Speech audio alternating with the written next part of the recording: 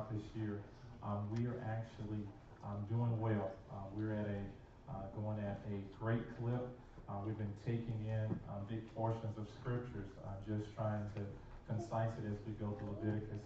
And then after we go to Leviticus, prayerfully, we're going to jump in. I'll probably concise a lot of things as we go to Deuteronomy, Leviticus, Genesis, Exodus, Leviticus, Numbers, Deuteronomy, and our goal is to get to that Joshua getting into the promised land. So there is a lot of repeat within the scripture, so we're just going to put those together, but be studying ahead because we're going to be pushing through. If you miss one Wednesday night, you come back the next Wednesday night, you might miss a whole chapter. That's what we're going to be kind of moving with that. Tonight, as we get into Leviticus deeper, I've given you some homework. Last time we were going through the law, and it talked about, not to do bestiality. That's meaning have a relationship with animals. It talked about, husband and wives and the sanctity not to commit adultery. I said start looking. I didn't want to put too much pressure on you, but I wanted you to start looking to see how things would change. And I said over the years, and many of us just haven't been looking, more of these things that God talked about in the Old Testament are being practiced now, and it's just kind of open, and we don't really question it, even homosexuality. Notice what's happened. It's always been around. There's been many discussions. We've got people come to Bible study. They said they have, homosexual guardians and things of that sort. I got that. I understand that. But it's becoming more acceptable now. It's always been around, Sodom and Gomorrah, but now that which was clearly, even the homosexuals say, I know what I'm doing is wrong, but this is my choice. But now we're saying that it's okay, and it's going past that. Now it's like, you should do it. Because I do it, you should do it. And if you don't do it, you're bad. And we're seeing this whole thing. So I was just kind of looking, I've seen a lot, but it's amazing how God was bringing things to my heart. If you notice, how not heeding God's law causes us to move back the standard. Animals, sorcery, sexuality, etc. So I was looking at, I usually look at the news every day, read through real quick, probably several times a day, just to kind of keep up with what's going on. This was actually NBC News, and on this article I saw it and I thought about Leviticus. I was like, we just talked about this. Notice what that article says. It says, new California divorce law. Treat pets like people, not property, to be divided up. So now literally, and I understand you love your pet. I kind of like my pet too, real nice dog and everything. But now the law in California has elevated your dog to be like your kid. It has the rights of your kids. So within the law, it talks about the trauma of the dog. So, Bianca and I, God forbid, we talked about in 2018, 2019, we plan on staying together this year. And if we broke up, our dog, Max, if we were in California, he would be considered our child. And so we'd have to go through all that, and I would stand before the judge or sit before the judge and say, I think Max should go with me because I'm the primary owner, and it would traumatize the dog to go with Bianca. And then Bianca would sit before the judge and say, no, he's been close to me because I feed him every morning, and because of that, the trauma. But you can see what's happening. We talked about bestiality. Now that dog is being elevated, not just being a dog, but this is actually giving personhood. God never meant that. He meant us to treat our animals well, to even love them, but not to elevate them up to a thought of personhood. And this is actually what's happening in society. You'll notice something else that's happening with our dogs, and I'm caught up in it. You got day spas. Day spas for your dog. Your dog's had a stressful time eating food and going outside to poop. You send them to the day spa, and they can get pedicures and rubbed and hugged, and they can swim around. All of these things, all for the low price or whatever. And we see this whole change within our society. Again, you would have thought bestiality can never happen. But you see the little steps? The more we become familiar, the more things happen. I told you, look at the movies. I was going to show my family a movie, and then what I had taught on Wednesday started coming back to my mind. I'll start looking at the particular characters, and they're becoming more bestial. I'll use that. humanoid, and then they're having sexuality, which is kind of blending everything in there, and we're getting closer and closer to what God spoke against. This is national news. This is not something that's being done back in a dark corner or anything. This is being accepted all over the world now. There is a cloud of darkness that's coming, and God knew way back. We've been dealing with these laws. God understood for the Israelites. He said, if I don't put standards, then you're going to, because of sin, you're going to lower it, lower it, lower it, lower it. We're seeing, I saw another article today, a guy was talking about being hooked on heroin, talking about opioids, all of these things. And he said, this whole thing is just like the enemy coming in, and you find yourself not even caring about your life. That you'll do anything. And he said, anything for the next hit. Sell your body, sleep with animals, whatever, just for the next hit. The enemy knows what he's up to, right? This is what he's doing. This is the whole progress that's hitting our lives. Notice this next part.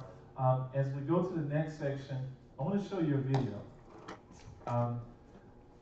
With bestiality, we talked about sexuality with animals. We talked about marrying outside of God's confines.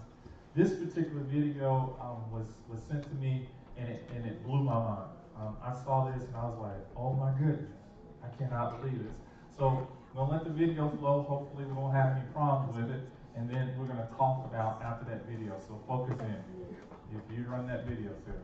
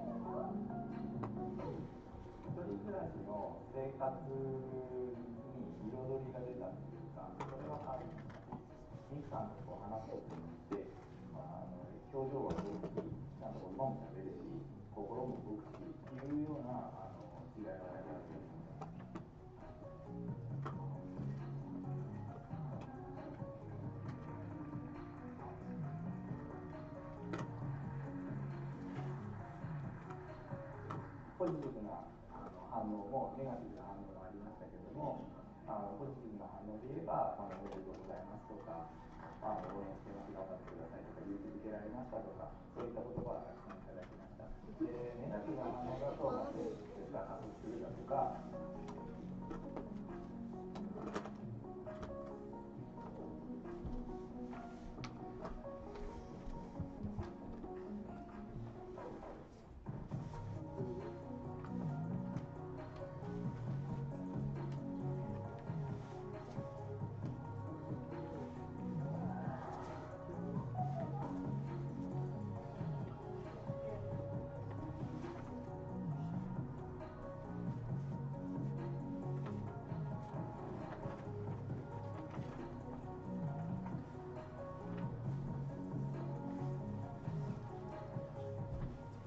このオープンテンプレートをやれよっていうふうな世間の圧力があると思うんですけども、でも必ずしもそれに屈すれば幸せになれるわけではないので、自分の幸福っていうのを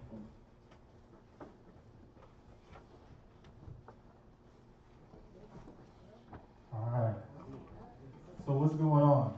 Here's a read. I didn't want to spoil it for you. What's going on? What'd you read? Anybody? Chris? He married a hologram. Anime, that's what we call it. What was his thoughts about?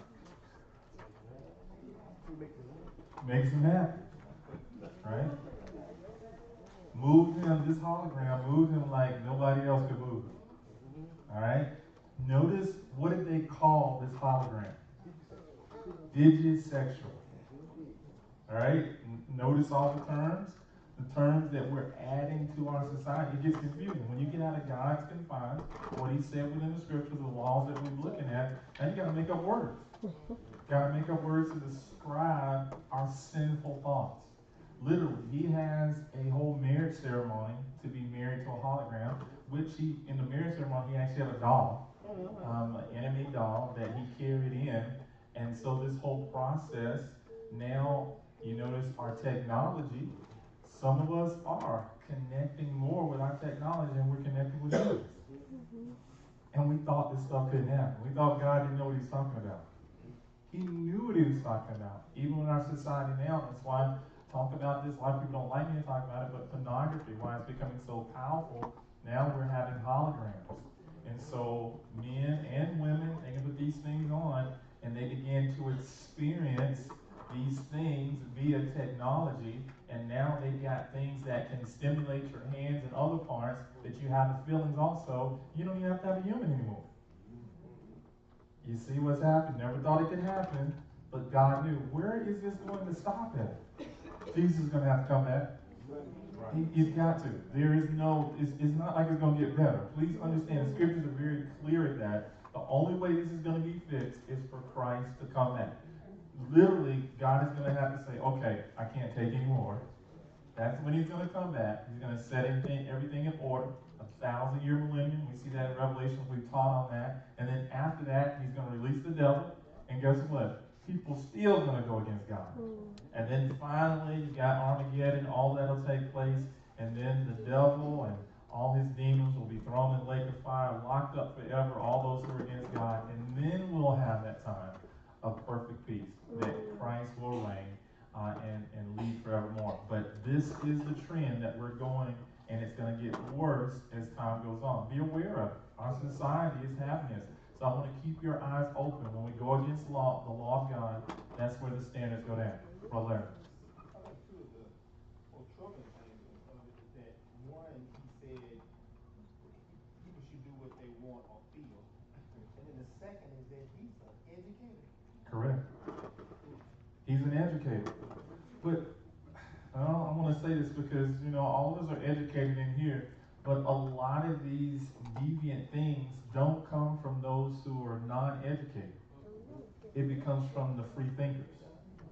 In all history, Thoreau, writers, free thinkers actually open up the sexual revolution. All of these things, free thinkers that were considered very intellectual thought. And God even talks about that. He doesn't want to take away our intellect, but when our intellect becomes God. So you've been around people, they're just so smart. They think they're smarter than God.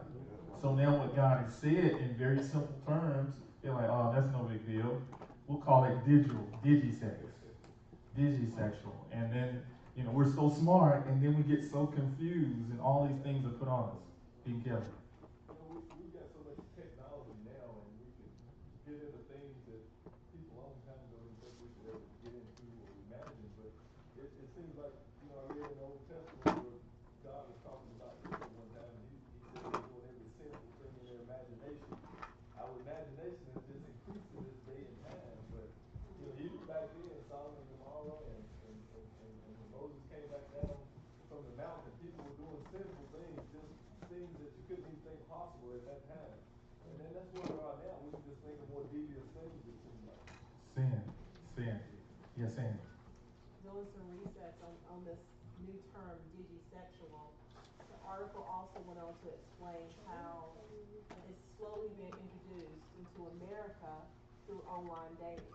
This is producing that digisexual because a lot of times people are doing online dating and they haven't met the person on the other side, but they're having a relationship and falling in love with just something they've imagined or think they've connected to. So it's introducing this digisexual person. Wow. Enemy knows what he's doing. He's been around a long time.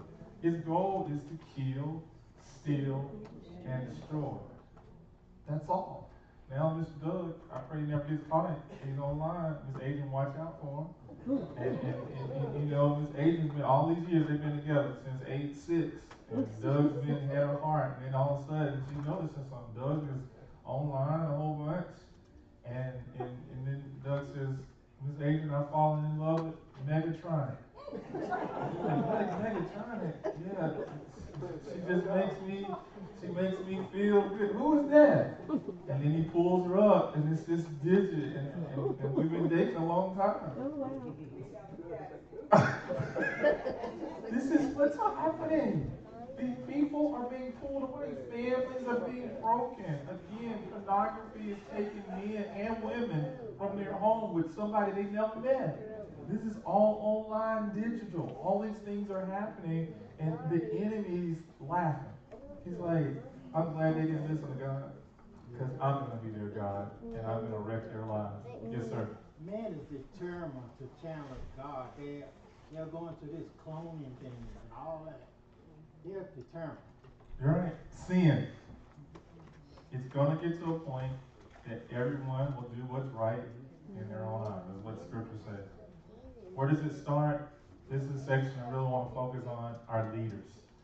As we go further into Leviticus, we're going to deal with regulations for conduct of priests. God understood when you're going through days of darkness, you got to have good leaders. When your leaders fail, it's just kind of like a train. You've got all those things that are connected with it. Now, just because your leaders fail doesn't mean that you have to fail, but there's a natural correlation to it. If the parents are not doing what they're supposed to do in raising a child, most times, 9 out of 10, that child is going to follow in their footsteps, whether you like it or not. So God said there has to be a standard for leadership in the church. I've seen it over and over again. You know, a pastor, deacons fail, they're fighting going on. Then the flock tends to scatter because they're not watching out for their own lives. The enemy just comes in because there are always going to be weak amongst us. So let's look at what God says about regulations for conduct of priests. He's very intricate in details. So let's jump in it. Someone read 21, 1 through 4, please. And the Lord said to Moses, speak to the priests, the sons of Aaron, and say to them, none shall defile himself for the dead among his people, except for his relatives who are nearest to him, his mother, his father, his son, his daughters, and his brothers. Also his virgin sister, who is near to him, who has had no husband. For her he may defile himself. Otherwise he shall not defile himself, being a chief man among the people, to profane himself. Now remember, we're going through a lot of scripture that talks about the priest not touching anything that's dead. Simply because that would bring, again, that word defilement within his life. So that priest is an example, and we went through all the details. Look at the commentary. Priests were not to defile themselves by touching the dead, except in the case of nearest relatives. God has a heart. He understands that. You know, reaching out to your relatives, but he had to set a standard. Except in the case of your nearest relatives, even entering the tent of a dead defiled person for 7 days.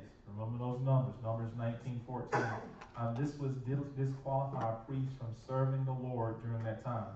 So he was forbidden to make himself unclean for any but his nearest relatives.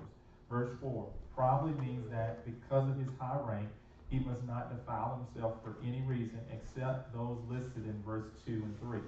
So God sets this standard with the dead, but we can transition that and also understand in a New Testament time, anything that's sin, anything that we do that is contrary to what God says, it defiles us. All right? And it does. I want to live a life, and our deacons and our leaders and all of you should live a life that you don't have to be wrapped up in sin, because the problem is when we let sin come in our lives, even when we repent, sometimes you can feel defiled, and it can cause a problem with the flow of God's Spirit within your life. It comes out. It's problematic. I was humorous talking to somebody the other day, and we were talking about gluttony.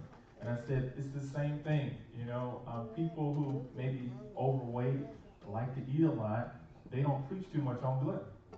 Right? When's the last time you saw an overweight preacher preach on gluttony?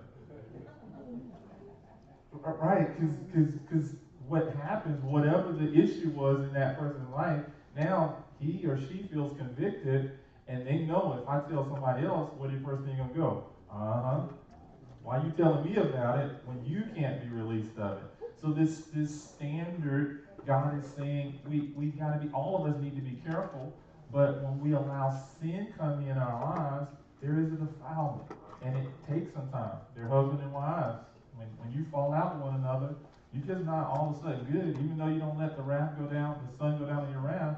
It takes a little bit. You know, it takes a little bit to get back in good favor and that whole thing. Wow, because you allow sin to come in, and there's a kind of a cleansing process that needs to take place. This is what God is saying for those priests. When they came before God and they made those sacrifices, they were in the very presence of God. He didn't want them to die. So he says, these are the regulations so you can stay out of trouble with me. Look at this next section. Someone read 21, 5 through 9, please.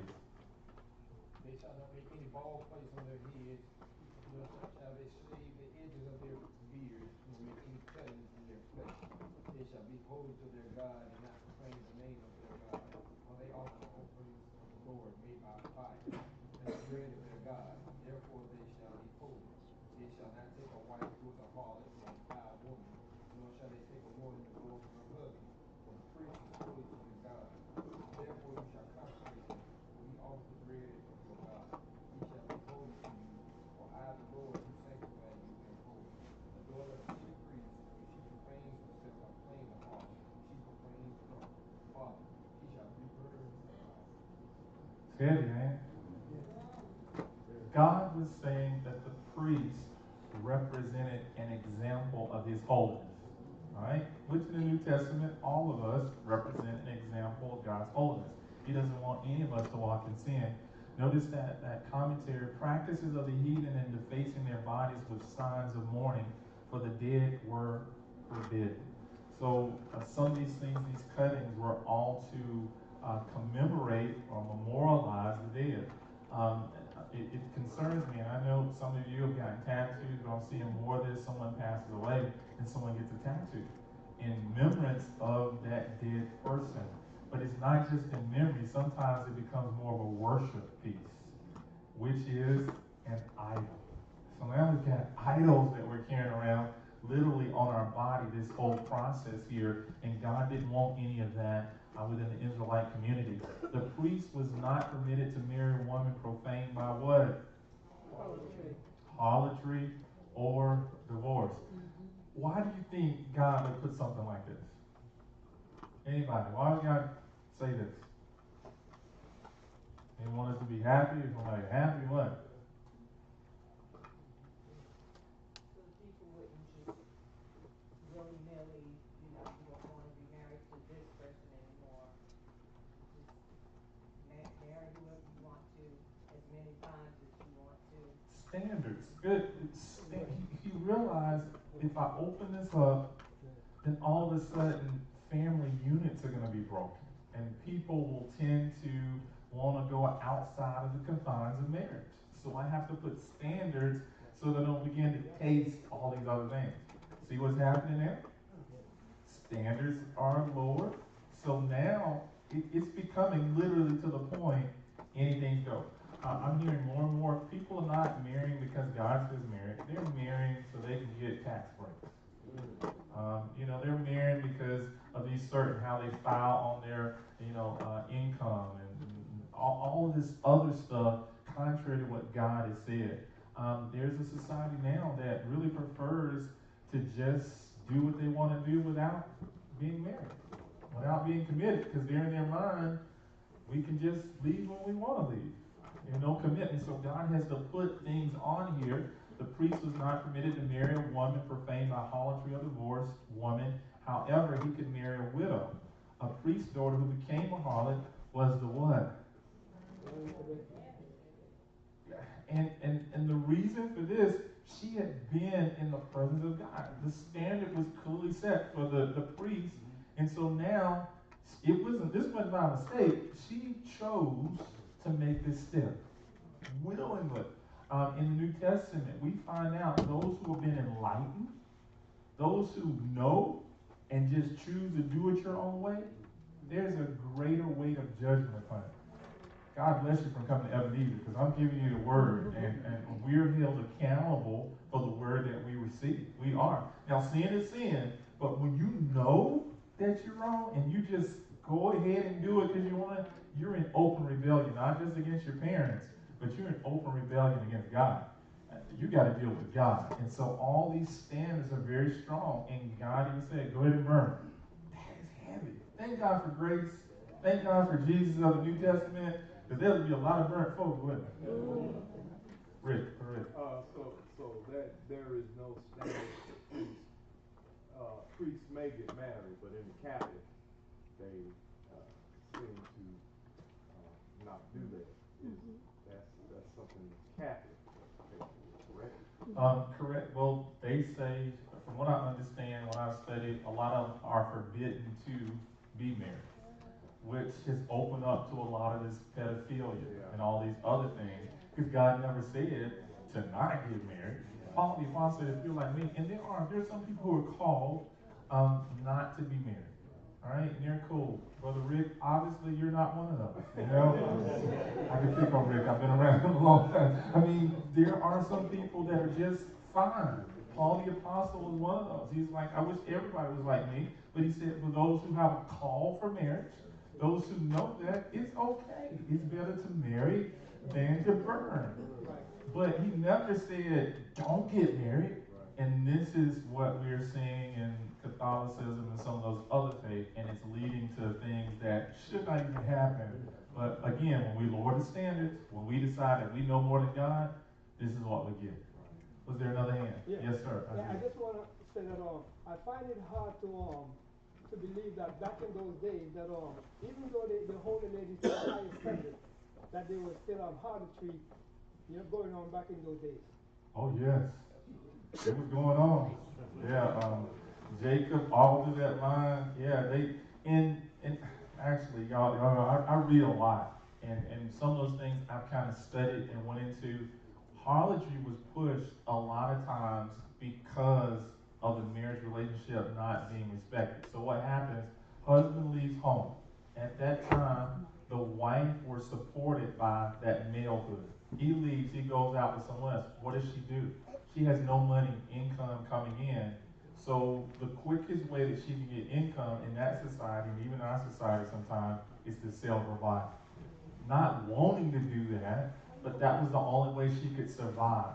And so that's how harlotry within this society was introduced. And it's one of the biggest business in the world now, simply because, and some have elevated not just for money, some feel like because of sin nature, that's okay, it's my body, I can do what I want to do, and go from there. But we can see how our mentality can be changed, and I equate it to being addicted. Again, we talked about opioids or heroin or cocaine. Your personality begins to change because of the addictive nature of it. You begin to do things you wouldn't normally do. And that's just, the enemy does that. When sin comes in, you think you can control it. And so you do more of it, and then all of a sudden you realize, I am out of control. If God has grace enough to get you to that point, a lot of people die within that sin. The wages of sin is death. So good point, Brother Larry. Concept in a lot of cases has changed as far as how you being when you're getting married. For immigration, a lot of times it's getting married is an end to an end. I have cousins who married a Filipino woman, and I hope they married for love. But you never know. A lot of things, and he brought it up. I don't want to go too far in it because I'm going to get some more verses. But in the Old Testament, how did people get married? Yeah, I say 95 to 98% of marriages were arranged. This is how it wasn't no, oh, I love him. No Romeo and Juliet stuff. It was your family. They had an agreement. They saw that, look at your background. They thought it was best for family genes and business. And they just say, Johnny Kelly, Barbara's going to be your wife. And Barbara's like, oh, no, not Johnny. And it's like, you better get your family together. You get married on such and such day, and you're going to enjoy it. And then, at first, Barbara's like, oh, no, Johnny. And Johnny's like, well, you don't look too bad. And then all of a sudden, over the years, they grew together. And now, oh, you're just the most beautiful woman in the world. You're just the most handsome. It's amazing how we can change in that process. But that's the way it was. It was arranged marriages. This is actually more of a recent thing that we're in, marrying for just because we feel love. How's that working out for us? So the divorce rate and all that. And thank God for Jesus. He's Savior. So did God ordain for men to have more than one wife? Or is that something men came up with? Men and women. Sin came up. In the beginning, it was Adam and Eve, right? Adam and Eve. He understood the procreation, and because of everything in the sexual drive, it would happen. He tried to put parameters there, but it's never in the scripture that specifically says that Doug is supposed to have multiple wives to do that. God has always honored that first union. You see it with Abraham. He's always honored. He made provisions for outside of that, but that first person that came together has always been lifted up. We see that in scripture over and over again. No, it's not biblical. In the New Testament church, we can show you one man and one woman. But we're past that now. We're dealing with man, man, woman, woman, animal, woman, woman, animal, and man. That's just... always wondered. I searched and I searched and I find it. Right. Look at this next part. Leviticus 21:10 through 4:15. Someone read. He was the high priest among his brethren, on whose head the anointing oil was poured, and who was consecrated to wear the garment, shall not uncover his head, nor tear his clothes, nor shall he go near any dead body, nor defile himself, or his father, or his mother, nor shall he go out of the sanctuary, nor profane the sanctuary of his God, or the consecration of the anointing oil of his God is from him. I am the Lord. He shall take a wife in her virginity, a widow or divorced woman, or the foul woman, or a harlot. These he shall not marry, but he shall take a virgin of his own people as wife, nor shall he profane his posterity among his people, for I the Lord sanctify it. God was not just looking at the happiness. God wants us to be happy, but that's not his primary will in everything that we're doing. A lot of times we teach that, but it's not. He wants us to have joy, but he's thinking past us. What is this going to produce past? So we go through tribulation. I'm actually going to talk about that on Sunday. And our tribulation brings a peace on the inside of us because that it strengthens us. It builds character, all these things. So God is looking for the long run more than the short run. So when people come to be married, God is looking not just at marriage, but the children that'll come out, how they'll be trained, and the generations that come after that. And I think so often we're so short-sighted in our relationships. It's just about those two people, and we're not thinking what's going to come out of that. Notice his commentary. Because of that, a high priest was not permitted to mourn in the customary ways or leave the sanctuary to show honor to the dead. He was to marry an Israelite virgin, and his married life was to be what? Above reproach. If God had sanctioned those leaders to marry harlots or the woman that was divorced, all that, what happens is they bring in baggage. We all have baggage, but when you have the blended families, and there's some of you have blended families, it's complicated. It's complicated. Just probably within the last 7 or 8 years, I'm doing more counseling sessions with people that are blended.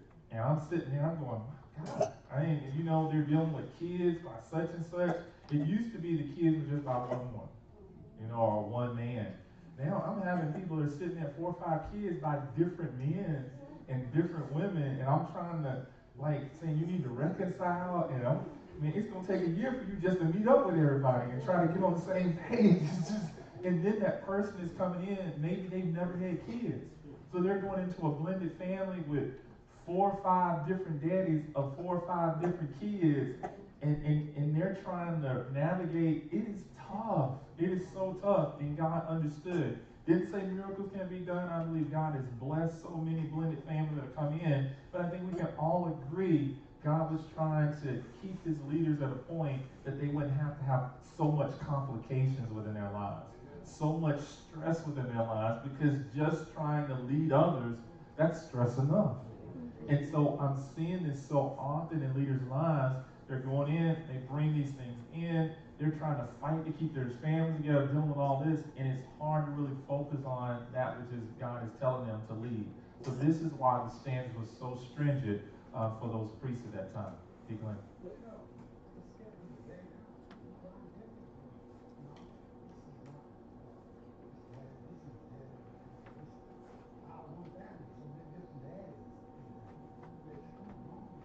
It is. And we see our society, again, relationships. And I thank God for those daddies and moms that are trying to pull that together and make families. And God is wonderful in that. But again, the complications that we bring upon ourselves, whether knowingly or unknowingly, it's just complicated. And life is getting more complicated as sin enters more into our society.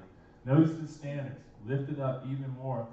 Big section, Leviticus 16 through 24. Someone read, please. And the Lord spoke to Moses, saying, Speak to Aaron, saying, No man of your descendants in the succeeding generation who has any defect may approach to offer the bread of his God. For any man who has a defect shall not approach. A man blind or lame who has a marked face or any defect shall not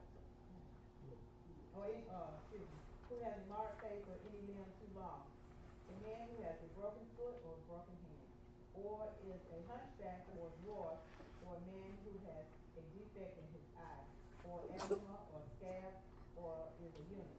No man of the descendants of Aaron the priest who has a defect shall come near to offer the offerings made by fire to the Lord. He has a defect. He cannot come near to offer the bread of his God. He may eat the bread of his God, both the most holy and the holy. Only he shall not go near the veil or approach the altar because he has a defect. Lest he profane my sanctuaries, for I, the Lord, sanctify them. And Moses told it to Aaron and his sons and all the children of Israel. All right, let's dig into this because hopefully some of you are like, ooh. Right.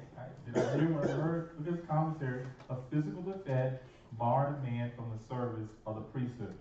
Right? This is what God said. Old Testament, blindness, lameness, facial deformities. I mean, you can even have eczema, facial deformities, a deformed limb, foot or hand injuries, hunchbackness, dwarfism, defective eyes, itching diseases, scabs, or injured reproductive organs.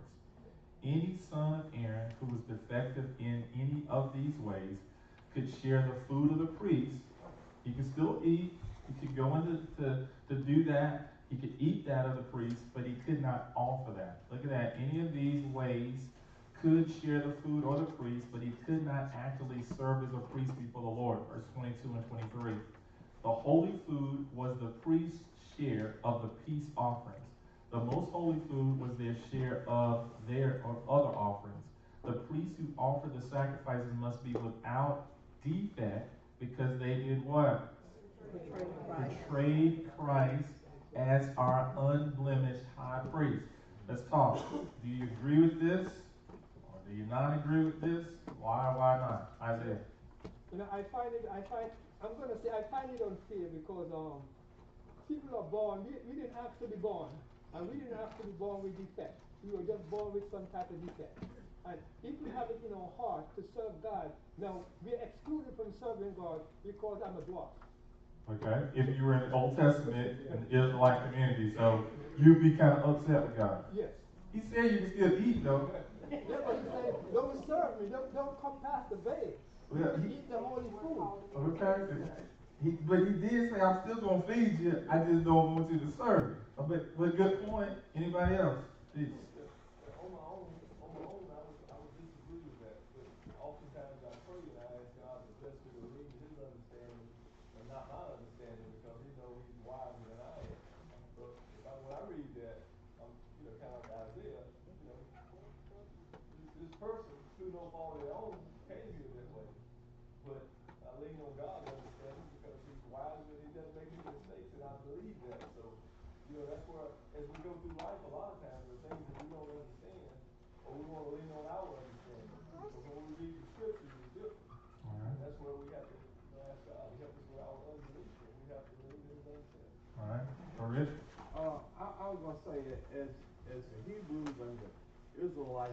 supposed to have been a symbolism. And everything they did was supposed to have been a symbolism of God coming in the flesh. By being that symbolism, there were going to be some things that they did wasn't like everybody else did.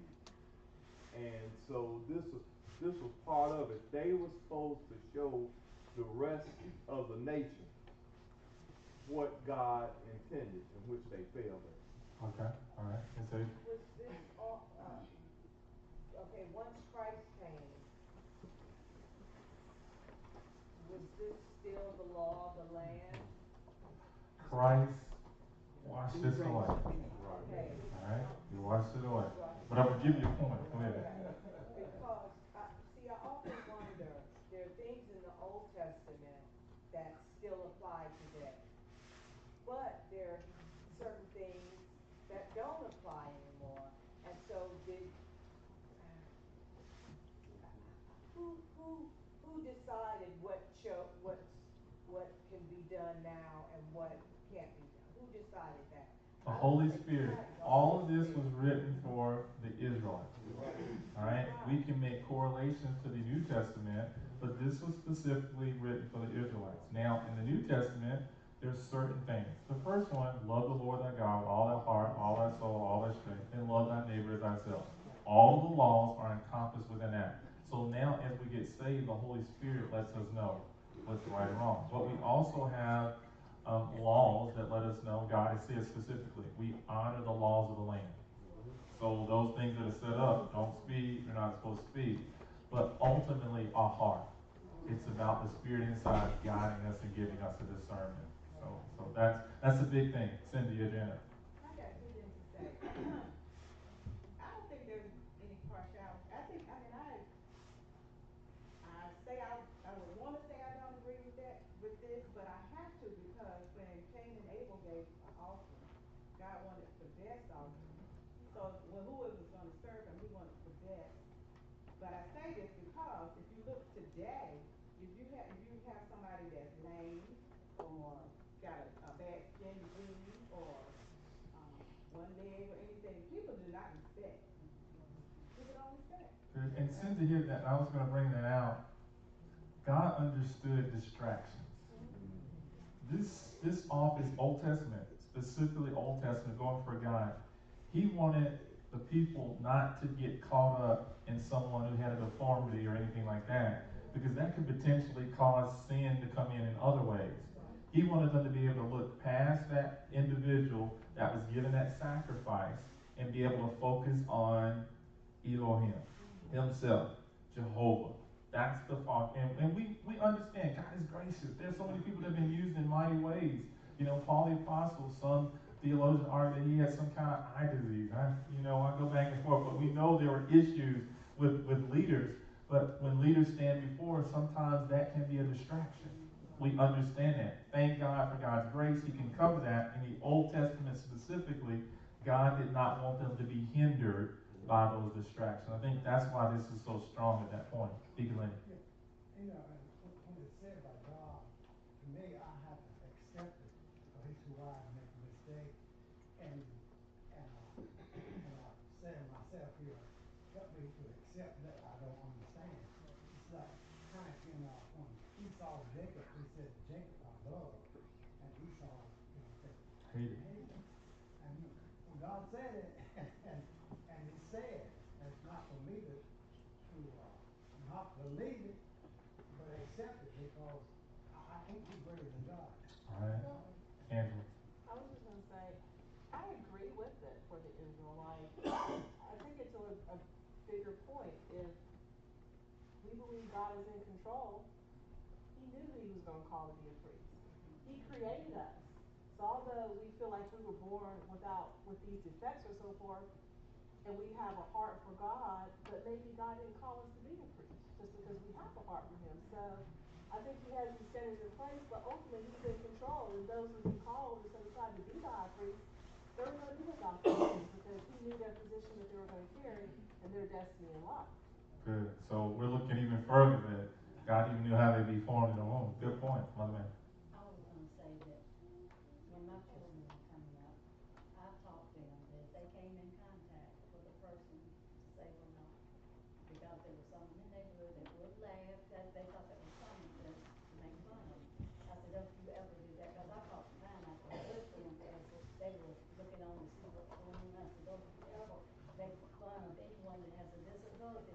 also because you could bring damnation upon yourself doing that.